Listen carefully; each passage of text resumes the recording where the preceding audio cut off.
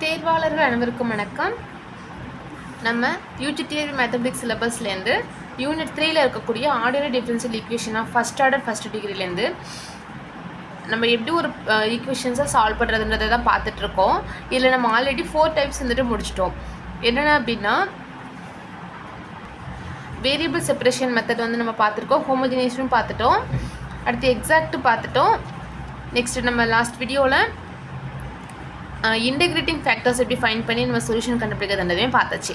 இன்றைக்கி நம்ம last method இது லீனியர் ஈக்குவேஷன்ஸ் கொடுத்துருந்தாங்க அப்படின்னா அதை எப்படி நம்ம கண்டுபிடிக்கிறதுன்றது தான் நம்ம லாஸ்ட் மெத்தடு. இதையும் பார்த்துட்டோம் அப்படின்னா இந்த டாபிக் வந்து நமக்கு க்ளோஸ் ஆகிடும்.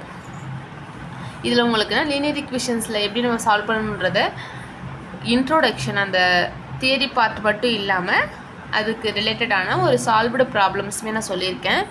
ஸோ வீடியோவை ஸ்கிப் பண்ணாமல் கடைசி வரைக்கும் ஃபுல்லாக பாருங்கள், அப்போ தான் உங்களுக்கு ஒரு கிளாரிட்டி கிடைக்கும். சரிங்களா? ஓகே, வாங்க வீடியோக்குள்ளே போகலாம். The linear equation is of the form is. ஒரு லீனியர் ஈக்குவேஷனோட ஃபார்ம் எப்படி இருக்கும்? ஒன்றுமே கிடையாது.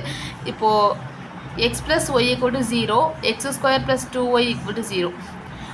இதை பார்க்கும்போது நமக்கு 2x. இதை பார்க்கும்போதே நமக்கு தெரியும் x + y = 0, பவரில் 1 இருக்கா, இது நமக்கு பவரில் 2 இருக்குது. இது குவாட்ரட்டிக் ஈக்குவேஷன்னு சொல்லுவோம், இது லீனியர் ஈக்குவேஷன் சொல்லுவோம். சேம் அதே தான் டிஃப்ரென்ஷியல் ஈக்குவேஷன்ஸ்க்கு நம்ம வரும்போது dy/dx இருக்கு இல்லையா, dy/dxன்றதும் ஒய்ன்றதும் பவரில் 1 இருந்துச்சு அப்படின்னா this is the linear equation. ஓகேவா? y dy/dx ரெண்டும் பவரில் 1 இருக்குது அப்படின்னா அதை நம்ம லீனியர் ஈக்குவேஷன்னு சொல்லலாம். ஓகேங்களா? பாருங்கள், dy/dx + py = q இருக்கும். இதுதான் நமக்கான லீனியர் ஈக்குவேஷன் ஃபார்ம். நம்மளோட கொஸ்டினில் இப்படி தான் கேட்பாங்க. pq are function of X.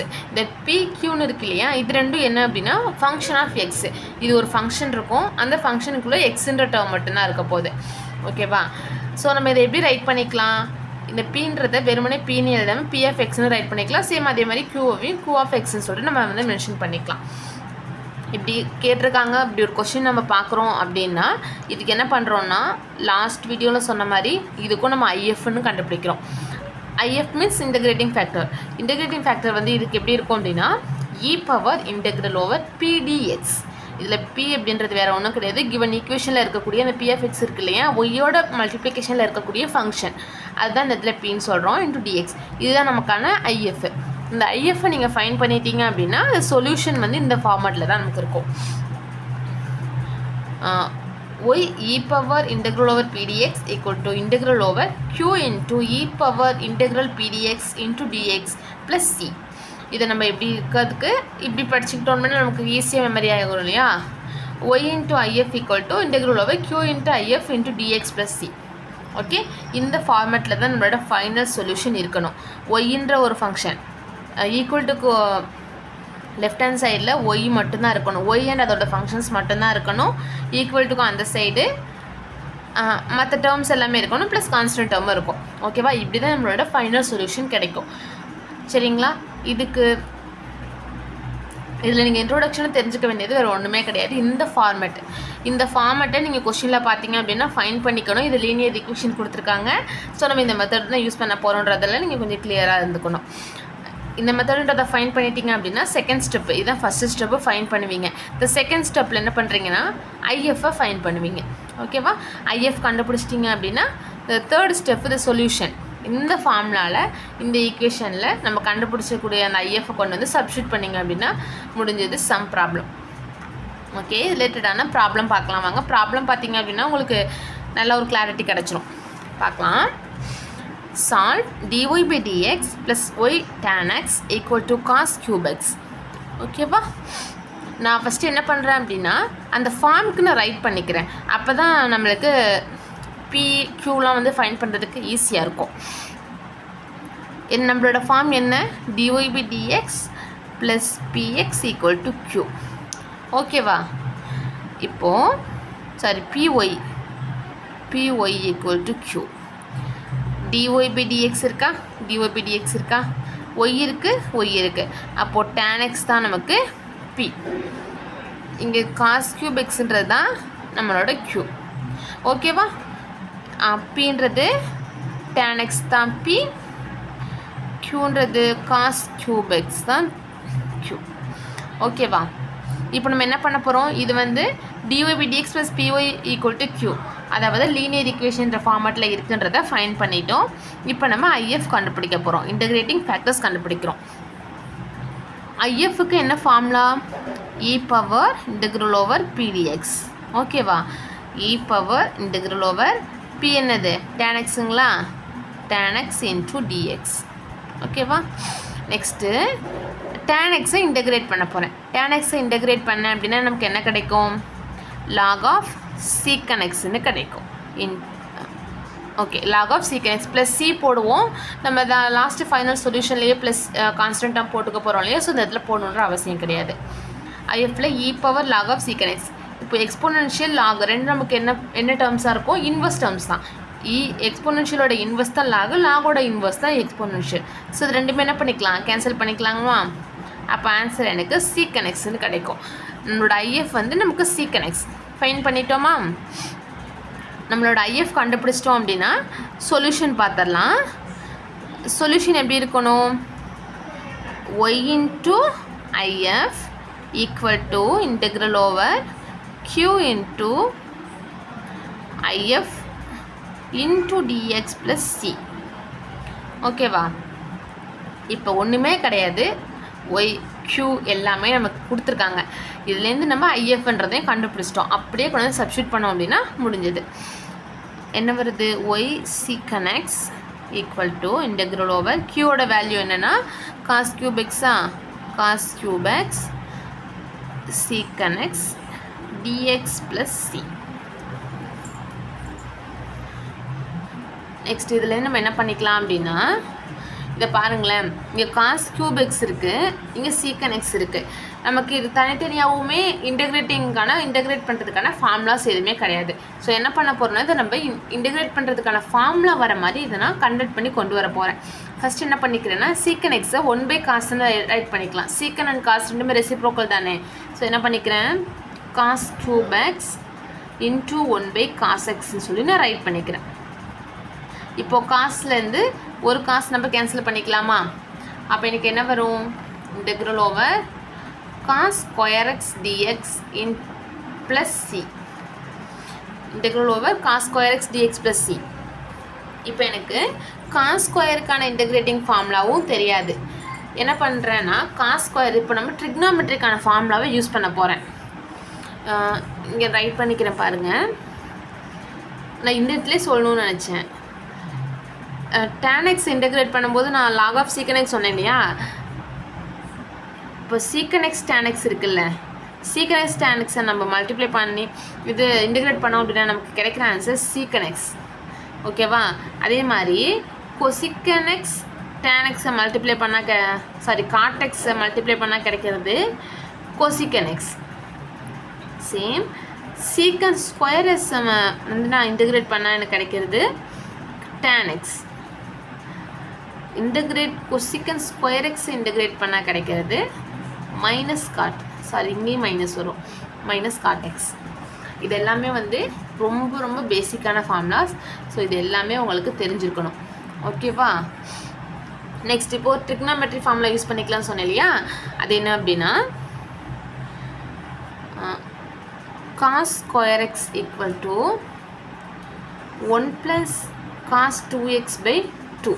அதே மாதிரி சப்போஸ் சைன் ஸ்கொயர் இருந்துச்சுன்னா அதையும் தெரிஞ்சு வச்சுக்கோங்க, 1 - cos 2x/2. ஓகேவா? இதான் ட்ரிக்னாமெட்ரிக்கான ஃபார்முலா, இது இன்டகிரேட்டிங்கான ஃபார்முலா. இந்த ஃபார்முலாஸ் எல்லாமே உங்களுக்கு தெரிஞ்சிருந்துச்சு அப்படின்னா இந்த மாதிரி ப்ராப்ளம்ஸ் எல்லாமே நீங்கள் சால்வ் பண்ண முடியும்.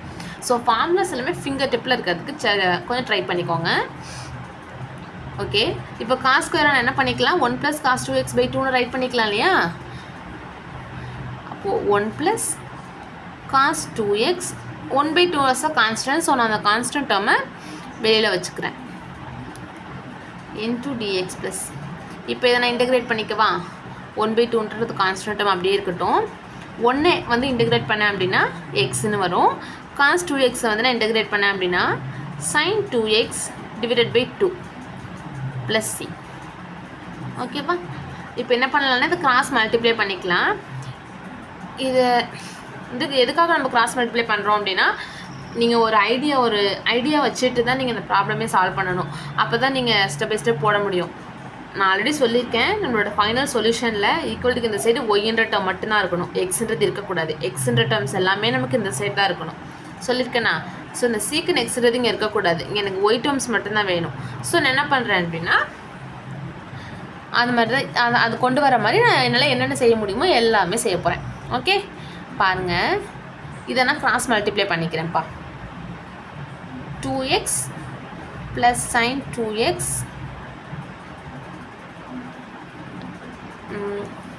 ப்ளஸ் 2c சாரி 2 வராது, ஏன்னா இந்த சீன்றது இந்த ஃபுல் டேர்ம் இது எல்லாமே சேர்ந்து தான் ஒரு டேர்மு, இது தனி டேர்ம் இல்லையா? ஸோ இந்த 2 அங்கே மல்டிப்ளை ஆக சான்ஸ் இல்லை. It will be 2. ஓகே, இப்போ நான் இந்த 1/2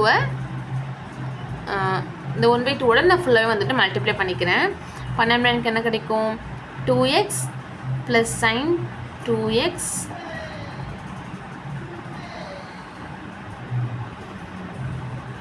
by 4 ப்ளஸ் c.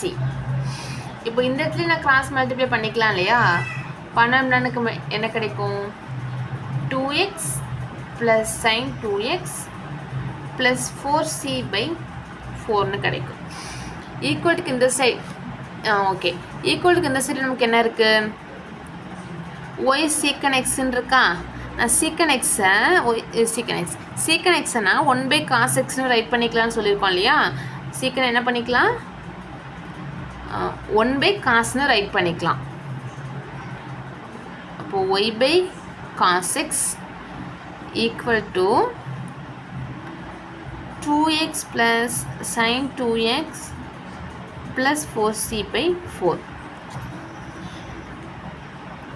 இப்போ உங்களுக்கு ஒரு டவுட் வரலாம், ஏன் மேம் சீக்கன் எக்ஸ் தானே, இது எக்ஸ் டேர்ம்ஸ் தானே, நம்ம அந்த சைடு கொண்டு போய் டிவிஷனில் எழுதிக்கலாம்ல, ஏன் நம்ம அதை செய்யக்கூடாதான்னு கேட்டிங்க அப்படின்னா, நம்மளோட சொல்யூஷன் எப்படி இருக்கணும்? ஈக்குவல்ட்டுக்கு இந்த பக்கம் க்யூ டேர்ம்ஸ் இருக்கணும்னு சொல்லியிருக்கோமா? ஸோ நம்ம இந்த இடத்துல நமக்கு க்யூன்றதுல காசு தான் இருக்குது. ஸோ இந்த இடத்துல நம்ம சீக்கனை காசாக சேஞ்ச் பண்ணி தான் நம்ம அந்த சைடு கொண்டு போகணும். இப்போ நம்ம என்ன பண்ணிக்கலாம் அப்படின்னா, இந்த 4 இருக்குல்ல, 4 அந்த சைடு கொண்டு வந்து நான் காசு இந்த சைடு கொண்டு வந்துடுறேன். அப்போ எனக்கு என்ன கிடைக்கும்? 4y equal to cos x 2x plus sin 2x plus 4c. அவ்வளோதான், இதுதான் நமக்கான ஃபைனல் சொல்யூஷன். ஓகேவா? இந்த மெத்தட் வந்து இருக்கிறதுலே இந்த மெத்தட் வந்து ரொம்ப ரொம்ப ஈஸி. ஏன் அப்படின்னா ஒன்றுமே கிடையாது, கொடுத்துருக்க லீனியர் ஈக்குவேஷன்ஸ்லேருந்து இது லீனியர் ஈக்குவேஷன் தானா அப்படின்றத ஃபஸ்ட் நான் கன்ஃபார்ம் பண்ணிக்கிறேன். ஃபஸ்ட்டு ஸ்டெப்பு லீனியர் ஈக்குவேஷன் தானான்னு சொல்லிவிட்டு நான் வந்து கன்ஃபார்ம் பண்ணிக்கிறேன். கன்ஃபார்ம் பண்ணிவிட்டு இது லீனியர் ஈக்குவேஷன் தான் அப்படின்னு கன்ஃபார்ம் பண்ணதுனும் ஐஎஃப்பை ஃபைண்ட் பண்ணுறேன். ஐஎஃப்க்கு ஒரே ஃபார்முலா e∫/pdx. அந்த ஃபார்முலாவில் சப்ஸ்டியூட் பண்ணுறேன், என்னோடய ஐஎஃப்னு ஃபைண்ட் பண்ணிட்டேன். ஓகேவா? ஐஎஃப் கண்டுபிடிச்சதுக்கப்புறம் சொல்யூஷனுக்கான ஒரு ஃபார்முலா, இந்த ஃபார்முலாவில் நான் கிடச்ச ஐஎஃப் கொண்டு வந்து சப்ஸ்டியூட் பண்ணுறேன். சப்ஸ்டியூட் பண்ணால் நமக்கு ஃபைனல் ஆன்சர் கிடச்சிடும். ஓகேவா? அவ்வளோதான், ரொம்ப ரொம்ப சிம்பிள். இதுலேயுமே வந்துட்டு இன்னும் நிறைய வெரைட்டி ஆஃப் கொஸ்டின்ஸ் நமக்கு இருக்கும். லீனியர் ஈக்குவேஷன் சொல்லும்போதே தெரியும் இல்லையா? அதில் ஏகப்பட்ட ப்ராப்ளம்ஸ், நிறைய ட்விஸ்டோடனாலும் கொஸ்டின்ஸ் வந்துட்டு கேட்பாங்க. அந்த கொஸ்டின்ஸ் எல்லாமே உங்களுக்கு வேணும்னு நினச்சிங்க அப்படின்னா நம்மளோட டெஸ்ட் பேட்ச்சில் நீங்கள் ஜாயின் பண்ணிக்கோங்க. உங்களுக்கு அந்த டெஸ்ட் பேட்ச்சில் நான் வந்து எல்லா கொஸ்டின்ஸுமே உங்களுக்கு நான் அப்லோட் பண்ணிடுவேன். ஓகேவா? உங்களுக்கு அந்த டெஸ்ட் பேட்ச் வேணும்னு நினச்சிங்க அப்படின்னா நம்மளோட வாட்ஸ்அப்பில் ஒரு மெசேஜ் பண்ணிங்கன்னா போதும், நீங்கள் ஜாயின் பண்ணிக்கலாம். நம்மளோட டெஸ்ட் பேட்ச்னு சொல்லும்போது 2 டெஸ்ட் பேட்ச் இருக்குது. ஓல்டு டெஸ்ட் பேட்ச்சுமே இப்போ வரைக்குமே கோயிங்கில் தான் இருக்குது. நியூ டெஸ்ட் பேட்ச்சுமே நம்ம வந்து ஓப்பன் பண்ணியிருக்கோம். நியூ டெஸ்ட் பேட்ச் எப்படி இருக்கும் அப்படின்னா வீக்லி 3 டெஸ்ட் இருக்கும். ஆகஸ்ட் 15th தான் நமக்கு ஸ்டார்ட் ஆகுது. இதில் நமக்கு யூனிட் டெஸ்ட்ன்றது இருக்காது. பட் நீங்கள் நம்மளோட ஓல்டு டெஸ்ட் பேட்ச்சில் ஜாயின் பண்ணிங்க அப்படின்னா நமக்கு வீக்லி 3 டெஸ்ட்டும் இருக்கும், ப்ளஸ் யூனிட் டெஸ்ட்டுமே இருக்கும். ஓகேவா? நீங்கள் உங்களுக்கு ஒரு பயம் இருக்கலாம், மேம் நான் இப்போ தான் ஜாயின் பண்ண போகிறேன், வந்து ஓல்டு டெஸ்ட் பேட்ச்சில் இப்போ தான் ஜாயின் பண்ண போகிறேன், ஸோ இப்போ இது வரைக்கும் நான் டெஸ்ட் எல்லாமே நான் மிஸ் பண்ணிடுவேன்ல அப்படின்னு நீங்கள் உங்களுக்கு தோணலாம். அப்படி நடக்க சான்ஸே கிடையாது. இது வரைக்கும் அந்த டெஸ்ட் எல்லாமே உங்களுக்கு நான் ரீசெண்ட் பண்ணிடுவேன். ஓகேவா? அந்த டெஸ்ட் எல்லாமே எல்லா கொஷின்ஸுமே உங்களுக்கு நான் சென்ட் பண்ணிடுவேன். ஸோ நீங்கள் அதை பற்றி எந்த பயமுமே இருக்க வேண்டாம். முடிஞ்ச அளவுக்கு சீக்கிரமாகவே ஜாயின் பண்ணி உங்களோட ப்ராக்டிஸை ஸ்டார்ட் பண்ணிக்கோங்க. இந்த வீடியோவில் உங்களுக்கு எதாவது டவுட்ஸ் இருந்துச்சு அப்படின்னா கமெண்ட் செக்ஷனில் சொல்லுங்கள், உங்களுக்கு நான் கிளியர் பண்ணிடுறேன். நெக்ஸ்ட் வீடியோவில் பார்க்கலாம் ஃப்ரெண்ட்ஸ். தேங்க்யூ.